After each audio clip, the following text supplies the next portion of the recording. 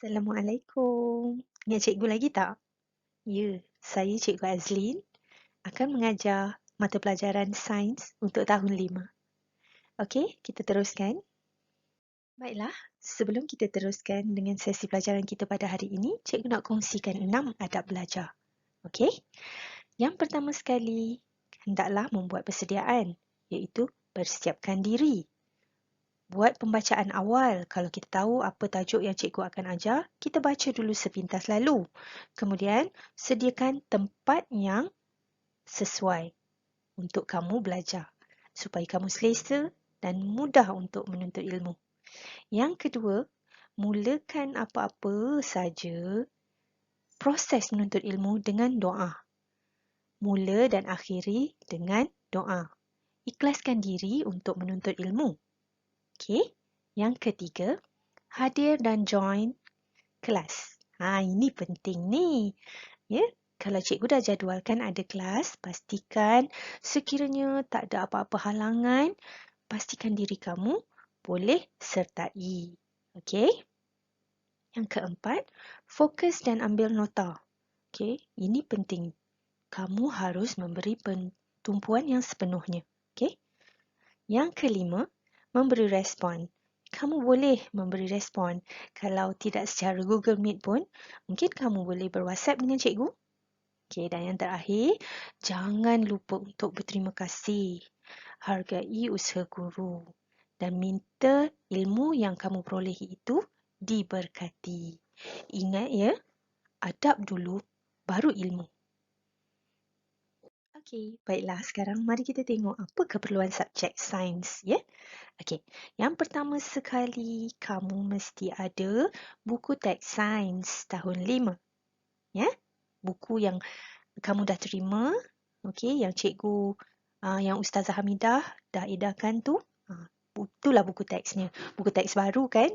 Jangan lupa ya, dapat buku teks baru terus balutkan. Okey, jaga buku teks. Yang kedua, kamu perlukan buku nota sains. Ini dia bukunya. Okey?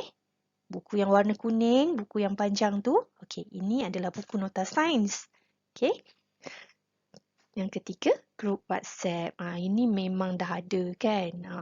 Penting juga ya, grup WhatsApp kelas tu. Segala apa yang cikgu akan umum, biasanya akan dimasukkan dalam tu kan? Okey. Seterusnya, akaun Google Classroom. Yang ni pun cikgu dah bagikan ID dan password. Kebanyakan cikgu dan insyaAllah cikgu pun akan menggunakan Google Classroom ni. Dan yang terakhir, ada juga guru-guru yang menggunakan Telegram. Okay? Mungkin juga cikgu akan hantar tugasan ataupun nota di dalam Telegram. Boleh bersedia, tapi apa-apa pun cikgu akan umumkan ya. Baiklah, sekarang cikgu akan kongsikan konsep belajar dalam norma baharu ya. Okey, konsep yang pertama ialah cikgu akan gunakan video yang cikgu akan hasilkan. Okey, yang kedua, mungkin juga sebagai tambahan cikgu akan gunakan bahan-bahan daripada YouTube. Yang ketiga, cikgu akan gunakan Google Form. Google Form tu boleh digunakan untuk mengisi kehadiran dan untuk buat latihan kuis ya. Okey. Yang keempat, cikgu akan bagi soalan-soalan dalam kuisis. Kuisis ni cikgu rasa kamu dah biasa gunakan kan? Bila kamu jawab, kamu akan terus dapat lihat skor untuk jawapan kamu kan? Okey. Dan yang terakhir, Telegram bot. Nanti cikgu akan bagi pendedahan tentang Telegram bot ni ya. Okey, ini adalah tajuk-tajuk yang akan kamu pelajari ya. Ada 10 tajuk semuanya. Yang pertama, kemahiran saintifik, manusia, haiwan, keempat tumbuh-tumbuhan, elektrik, haba, pengaratan, jirim, fasa bulan dan buruj. Dan yang terakhir sekali, mesin. Ada berapa tajuk semua? Ada 10 tajuk sahaja. Ya, insyaAllah kita akan habiskan dan kamu akan dapat kuasai kesemua tajuk ni dengan baik, insyaAllah. Kita mulakan terus dengan tajuk yang pertama iaitu tajuk kemahiran saintifik. Okey, kemahiran saintifik ni dia ada dua cabang. Okey, yang pertama kemahiran proses sains dan yang kedua kemahiran manipulatif. Okey, kemahiran proses sains ni adalah kemahiran yang membantu kita untuk menyelesaikan sesuatu permasalahan. Okey, apa kemahiran manipulatif pula? Okey, kemahiran manipulatif pula melibatkan pengendalian alat-alat dan bahan. Contohnya pengendalian mikroskop, termometer. Okey? Kita akan tengok yang pertama sekali, kemahiran proses sains. Wah, banyaknya. Ada 12 kemahiran proses sains. Perlukah kita ingat dan hafal semua 12 kemahiran ni? Tak perlu. Kamu sebenarnya tak perlu menghafal kesemua kemahiran-kemahiran ini. Apa yang kamu perlu lakukan ialah kamu harus memahami setiap kemahiran daripada kemahiran yang pertama dan yang terakhir. Okey. Cikgu akan bacakan kemahiran-kemahiran proses sains yang 12 ni. Okey, yang pertama, memerhati, mengelas, mengukur menggunakan nombor, membuat inference, meramal, berkomunikasi, menggunakan ruang dan masa, mentafsir maklumat, mendefinisi secara operasi, mengawal pemboleh ubah. Yang ni penting ni. Okey, membuat hipotesis dan mengeksperimen. Okey, kita tengok yang seterusnya. Kemahiran yang pertama. Okey, kemahiran memerhati. Okey, kemahiran ni memerlukan kamu untuk mengumpul maklumat-maklumat dengan menggunakan deria. Deria apa? Deria rasa, penglihatan, pendengaran, bau dan sentuhan. Okey, antara organ, boleh tengok organ-organ yang terlibat dengan deria ni? Okey, pertama sekali, organ yang terlibat dengan penglihatan adalah mata. Yang terlibat dengan bau, hidung. Yang terlibat dengan rasa, lidah. Okey, yang terlibat dengan deria pendengaran adalah telinga. Dan yang terakhir sekali, yang terlibat dengan sentuhan adalah kulit. Okey, kita boleh merasakan dengan kulit kita rasa panas, rasa sejuk, rasa sakit apabila dicubit. Okey. Okey, ada dua cara pemerhatian. Yang pertama adalah pemerhatian secara kualitatif dan yang kedua secara kuantitatif. Okey, kualitatif ni secara kualiti, okey? Dan kuantitatif untuk secara kuantiti. Yang kualiti ni contohnya ialah berbau wangi, berbau busuk. Itu kualitatif. Okey, yang kuantitatif pula, okey, yang kamu boleh ukur. Contohnya, ada 5 biji buah apple. Okey, ada 500 mililiter air. Semuanya yang boleh diukur. Okey, sekarang cikgu nak bagikan contoh ya. Okey, sekarang cuba tengok gambar yang cikgu paparkan. Okey. Okey, ada gambar apa? Ada sungai kan? Nampak tak sungai tu airnya macam mana? Okey, kat tepi tu ada bangunan. Kamu boleh andaikan bangunan itu mungkin apa ya? Kilang ke? Mungkin. Okey, sekarang soalannya ialah sekiranya kamu berada di tempat seperti gambar di sebelah, apakah pemerhatian bagi menerangkan keadaan tersebut? Bila disebut pemerhatian, ianya mestilah melibatkan deria yang kamu gunakan di sini kalau kamu berada di tempat kejadian adalah deria penglihatan dan bau. Okey? Di mana organ yang terlibat adalah mata dan hidung. Okey? Jawapannya ialah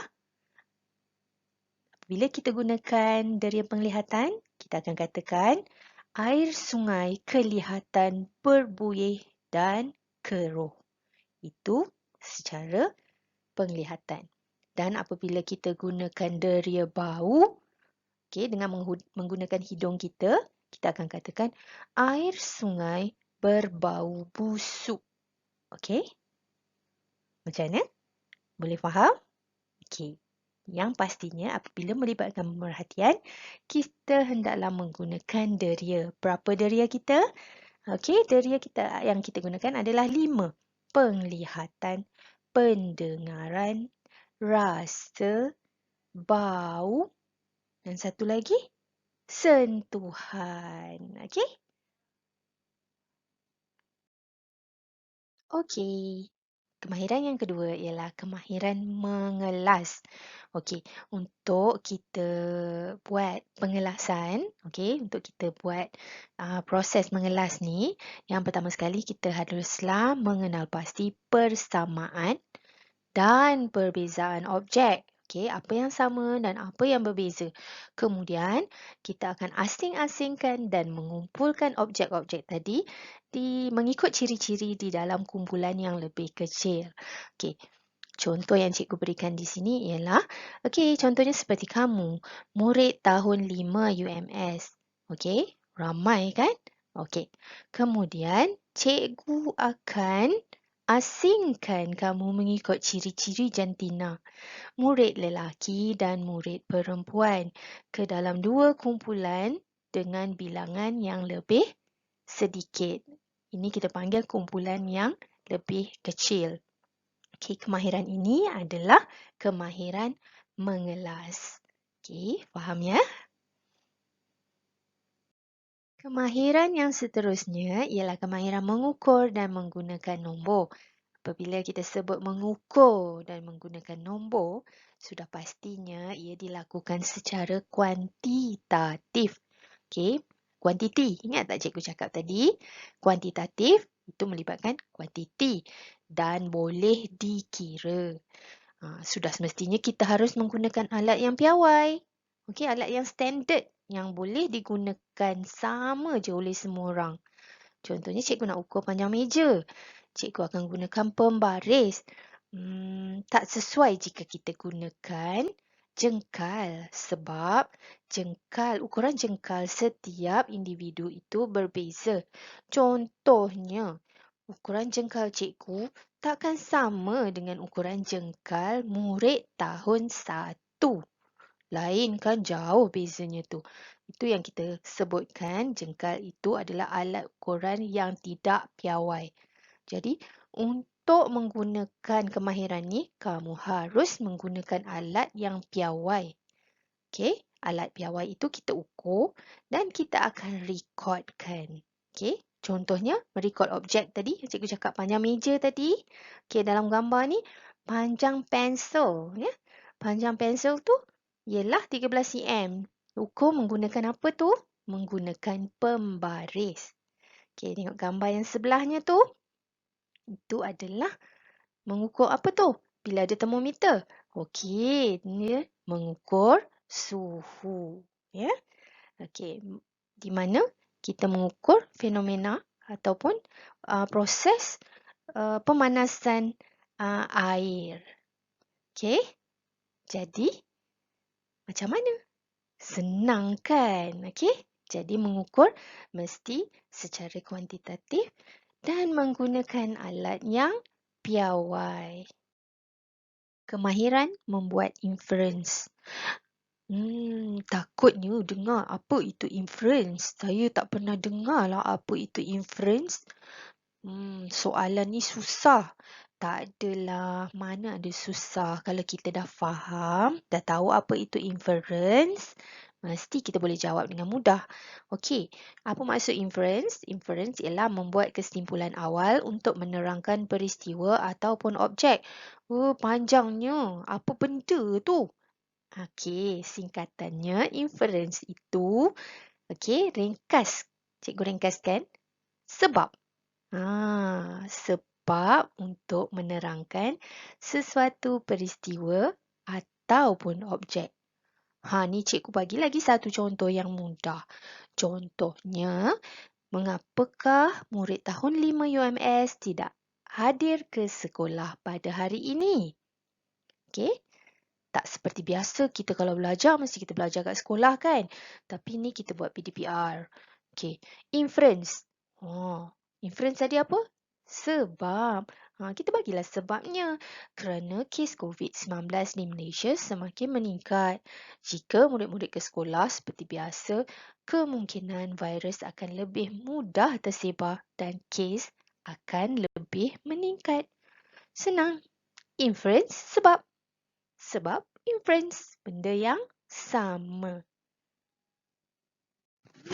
Meramal yang kamu biasa dengar kan? Ramalan kaji cuaca. Soalan ramalan. Okey? Senang je. Meramal ni adalah untuk menentukan atau menjangkakan sesuatu peristiwa. Okey? Okey, kita jangkakan. Okey, kita ramal. Baiklah, contoh yang cikgu bagi. Okey, contohnya isu-isu semasa lah kan. Okey, jika PKP tidak dilaksanakan, apa ramalan kamu? Ramalannya, kes baru akan bertambah. Apa akan jadi pula jika PKP dilaksanakan? Ramalan kamu, kes baru semakin berkurang. Okey, kamu jangkakan. Itu tak semestinya betul. Okey, itu cuma jangkaan. Tapi mestilah berdasarkan situasi. Itu adalah kemahiran meramal. Kemahiran berkomunikasi. Ini pun biasa kamu dengar kan. Kemahiran berkomunikasi, contohnya dalam kelas, kamu bercakap, kamu ingin mempersembahkan sesuatu. Okey.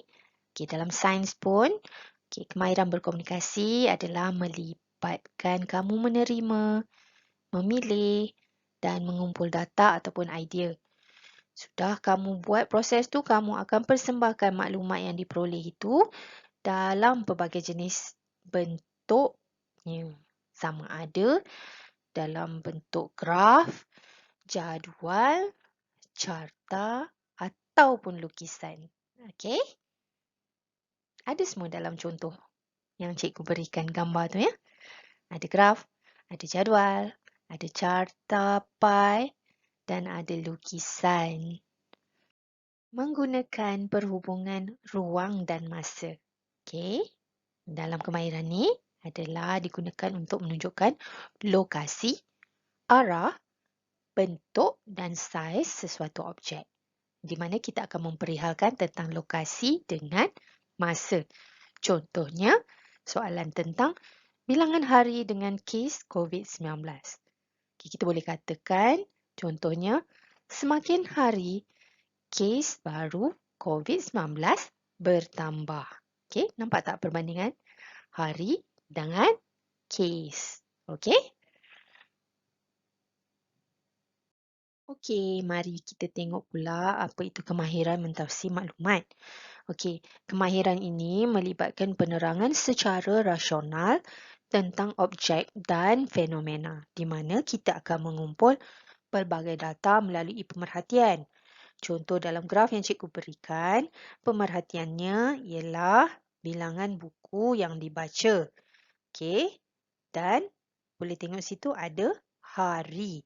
Okey, daripada data yang cikgu persembahkan dalam bentuk graf ni, maklumat yang dapat ditafsirkan ialah salah satu maklumat. Ada maklumat lain lagi. Okey, salah satu cikgu beri contoh adalah murid ini banyak membaca pada hari apa?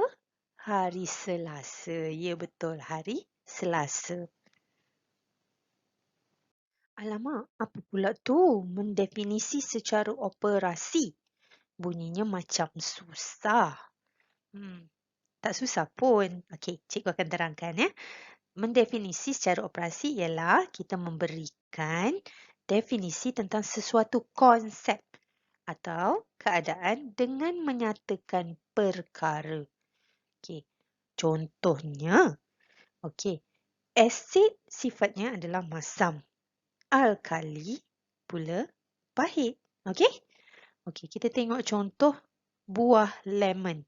Buah lemon rasanya apa? Pernah makan kan? Rasanya manis? Tak. Buah lemon rasanya masam. Okey. Kerana ia mempunyai sifat asid yang tinggi sebab tu dia rasa masam sangat-sangat kan. Jadi soalannya, apakah definisi secara operasi bahan yang berasid? Okey, bahan yang berasid berasa masam. Itu sahaja. Mudah kan? Dalam banyak-banyak kemahiran proses sains, kemahiran ni yang paling penting untuk kamu fahami dan kamu kuasai. Itu kemahiran mengawal pemboleh ubah. Okey, ada tiga ya. 3 pemboleh ubah yang harus kamu fahami dan kuasai. Yang pertama, pemboleh ubah dimanipulasi atau singkatannya saya letak di situ, PM. Yang kedua, pemboleh ubah bergerak balas, singkatannya PB. Dan yang ketiga, pemboleh ubah dimalarkan ataupun PMR. Ada berapa? 3 sahaja. Okey, kita tengok satu-satu. Pemboleh ubah dimanipulasikan. Okey, pemboleh ubah ni adalah yang kita ubah-ubah dalam eksperimen untuk hasilkan pemerhatian. Kita sentiasa ubah. Okey? Itu PM. Pemboleh ubah bergerak balas atau PB pula, ringkasnya kita katakan adalah pemerhatian ataupun hasil sesebuah eksperimen. Kita panggil PB. Okey? Bergerak balas hasil. Okey? Dimanipulasikan tadi tu yang kita ubah-ubah. Okey? Dan yang terakhir sekali, pemboleh ubah yang dimalarkan. Malar. Okey, yang sama. Yang tidak kita ubah. Okey? Ia juga tak akan mempengaruhi eksperimen kita. Okey? Yang sentiasa sama. Okey, tak apa. Jangan risau. Cikgu akan bagikan contohnya sebentar nanti. Kan? Ini dia contoh yang cikgu akan berikan. Mudah, insya-Allah mudah untuk kamu fahami. Okey? Okey, kalau kamu boleh lihat di situ ada 3 biji gelas. Okay, semua gelas berisi air. Ya? Ada gelas A, gelas B dan gelas C. Okey? 3 gelas. Semuanya berisi air mineral. Sama. 3 gelas ada air mineral. Okey? Kecuali gelas B ditambah dengan asam jawa. Okey? Dan gelas C ditambah dengan gula. Okey? Lepas tu kita akan rasa. Okey? Gelas A, air mineral, rasa apa? Rasa tawar. Okey? Tak ada rasa apa, rasa tawar saja. Gelas B, mestilah asam jawa, rasanya masam. Okey? Dan gelas C, diletakkan gula, sudah tentu rasanya adalah manis. Okey?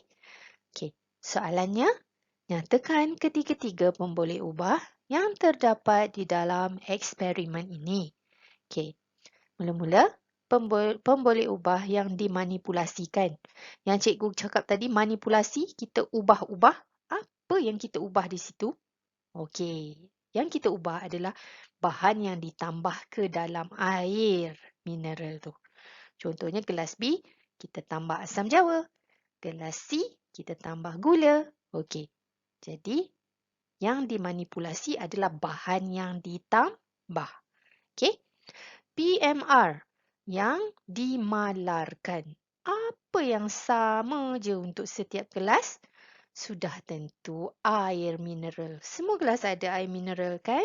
Okey, jadi PMR-nya ataupun pemboleh ubah dimalarkan adalah air mineral. Okey, apa pula pemboleh ubah bergerak balas? Mestilah yang kita uji. Kita uji apa tadi? Rasanya. Okey, yang kita uji rasa, maksudnya PB-nya adalah rasa air selepas kita tambah bahan-bahan itu. Mudah faham kan? Contoh yang cikgu beri ini sangat mudah. Okey, cikgu harap kamu boleh faham. Untuk pengetahuan kamu, ada banyak cara untuk mengenal pasti pemboleh ubah. Okey? Okey, dalam bentuk graf, mudah nak kenal pasti ya, PB dengan PM-nya. Okey, graf kita tengok dia bentuknya L kan? Okey, yang tegak tu adalah PB dan yang mendatar tu adalah PM. Dalam contoh yang cikgu beri tu, okey, tengok pada graf tu. Okey, yang tegak tu adalah bilangan buku dan yang mendatar adalah hari, betul kan? Jadi, bilangan buku tu adalah PB-nya dan hari tu pula adalah PM. Macam mana pula kalau kita dapat jadual? Okey, jadual dia ada dua jenis. Okey, ni jenis yang pertama yang cikgu tunjuk ya. Okey, bila kamu dapat jadual yang macam ni, okey, belah kiri tu adalah PM dan belah kanan itu adalah PB. Okey, dalam contoh yang cikgu berikan, masa adalah PM dan suhu adalah PB. Okey, ini kamu kena ingat. Okey, dapat jadual yang macam ni. Bila belah kiri mesti PM, belah kanan adalah PB.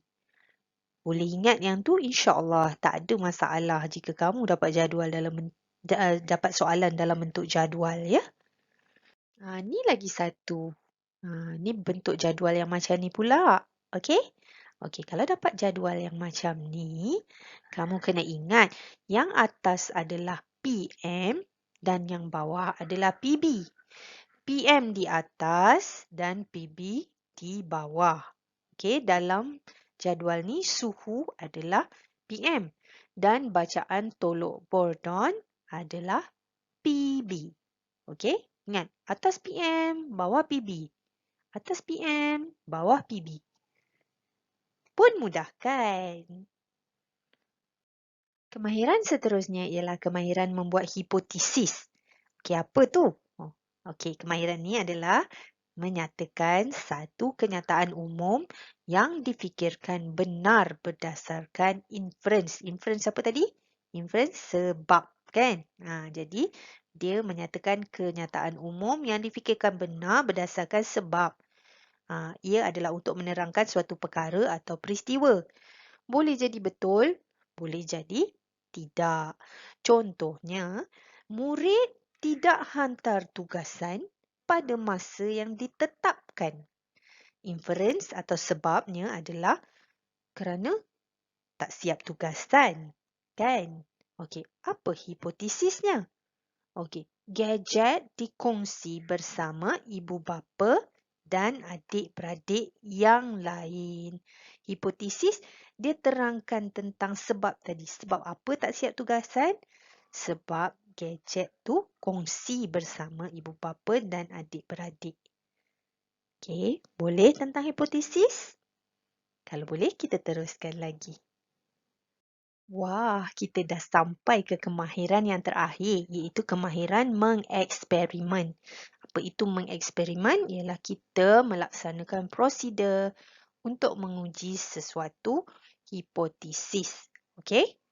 Macam mana? Untuk kita buat pemerhatian dan kita kemukakan soalan serta membuat inference. Membuat inference tu apa? Membuat sebab, kan? Okey. Untuk kita buat eksperimen, kita perlu ada tajuk. Okey, kena ada tajuk besarnya. Apa tajuk eksperimen? Kena ada tujuan. Apa tujuan kita buat sesuatu eksperimen? Dan kita perlu juga nyatakan bahan-bahan yang digunakan. Apa bahannya? Peralatan. Tak ketinggalan mesti ada peralatan. Okey, eksperimen kita ada gunakan peralatan. Prosedur ataupun langkah-langkahnya, cara-cara nak jalankan eksperimen mesti ada. Okey? Dan juga lepas kita ikuti langkah tu, mesti kita ada pemerhatian. Okey? Ada pemerhatian yang kita kumpulkan. Okey. Daripada pemerhatian tu, kita buat inference. Okey, kalau kamu boleh menjalankan eksperimen dengan ada tajuk, tujuan, bahan, peralatan, prosedur, pemerhatian dan inference, semua ni kamu dapat kuasai, insya-Allah kamu dapat menguasai tahap penguasaan yang tertinggi. TP6, insya-Allah.